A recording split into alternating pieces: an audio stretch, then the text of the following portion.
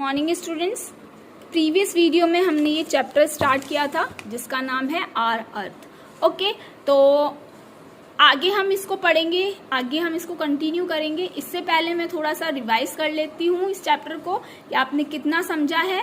चलिए, तो हम कुछ पॉइंट्स में इसको याद करते हैं। फर्स्ट, अर्थ एक प्लैनेट है जिस पर हम रहते हैं और यहाँ एक ये ऐसा है, एक प्लैनेट है जिस पर लाइफ है और किसी भी प्लैनेट पे लाइफ नहीं है। दूसरा पॉइंट, सन के चारों तरफ अर्थ राउंड करती है, रिवॉल्व करती है।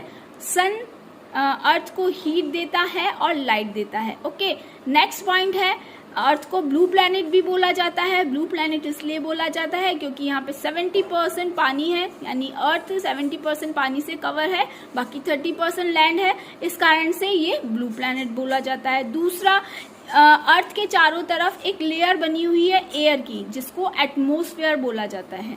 ओके, प्लांट्स के अलावा यहाँ एनिमल्स भी ब्रीथ करते हैं इसी एयर से। ओके, दूसरी बात, यहाँ पीने के लिए पानी है और यहाँ ये जो प्लैनेट है वार्म है क्योंकि उसको सन से हीट मिलती है जिसके कारण गर्म है।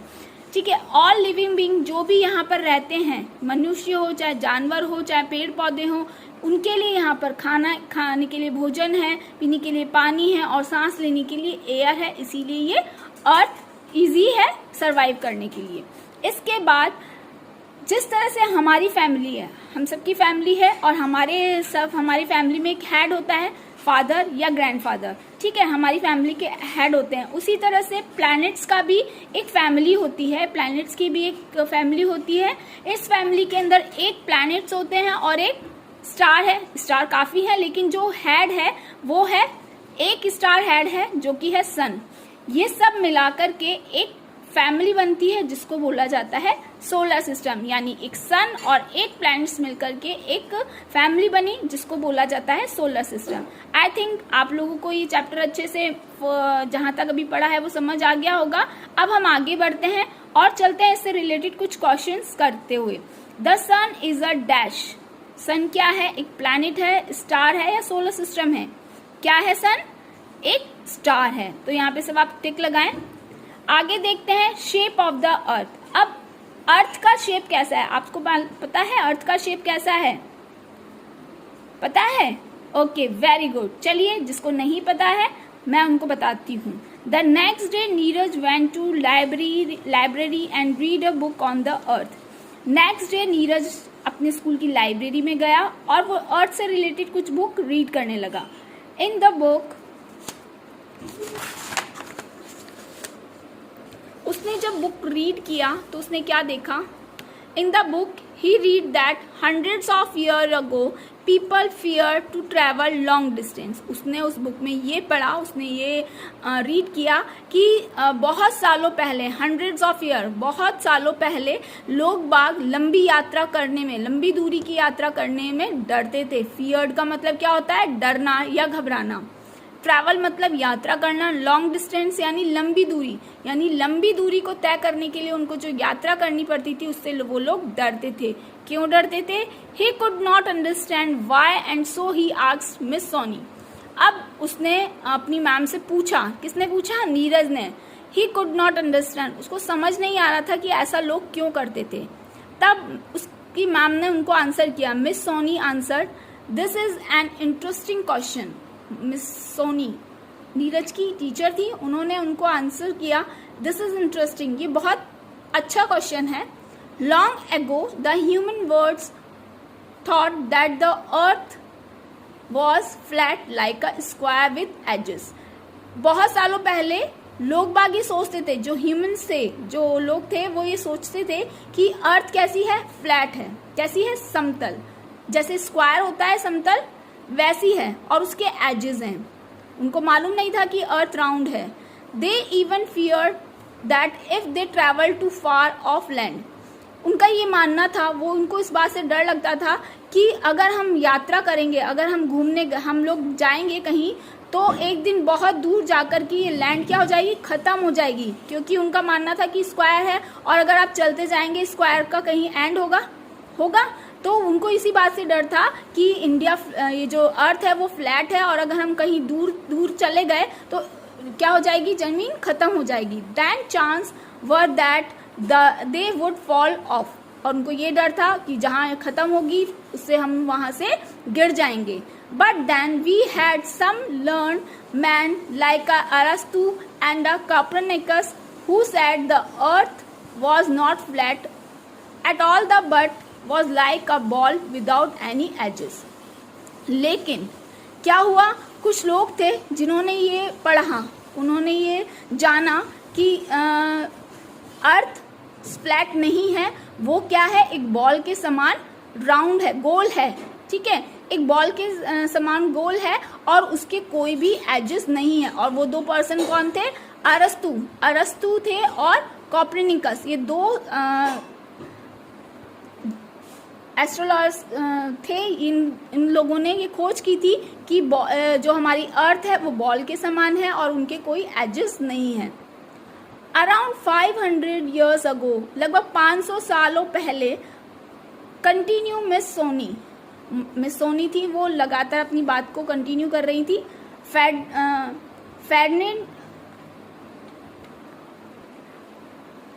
Ferdinand Magellan went on a cruise. एक फर्डिनेंड मैगलन थे, वो क्रूज पे यानी अपनी समुद्री यात्रा पर थे। He started from Spain and sailed in the same direction from 3 years। उन्होंने समुद्री यात्रा शुरू की, ठीक है, उन्होंने स्पेन से ये शुरू की थी, ठीक है, अपने जहाज पे, और वो एक ही डायरेक्शन में 3 सालों तक चलते रहे। जिस डायरेक्शन में वो जा रहे थे उसी डायरेक्शन में वो जा रहे थे, और वो डायरेक्शन कौन सा था, वेस्ट। ही सेल्ड वेस्ट, वो कौन से डायरेक्शन पे थे, वेस्ट, और वो west and reach the same point from where he had start.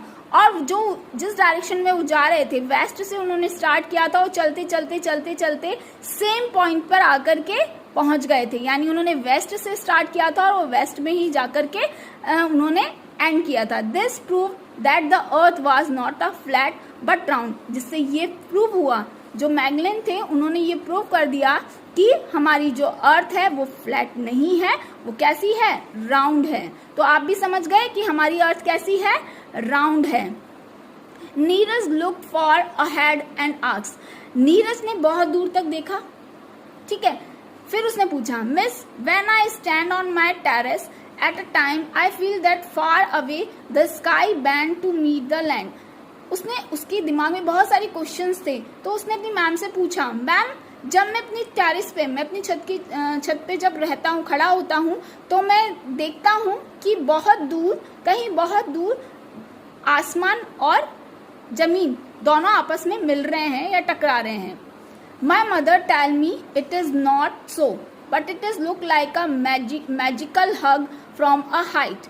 मैंने मेरी मम्मी से पूछा तो मेरी मम्मी ने मुझे बताया ये सही नहीं है, ये ऐसा नहीं है, लेकिन ये ऐसा लगता है कि आसमान और जो लैंड है और जो स्काई है वो मैजिकल हग कर रहा हो, है ना, ऐसा हमें लगता है।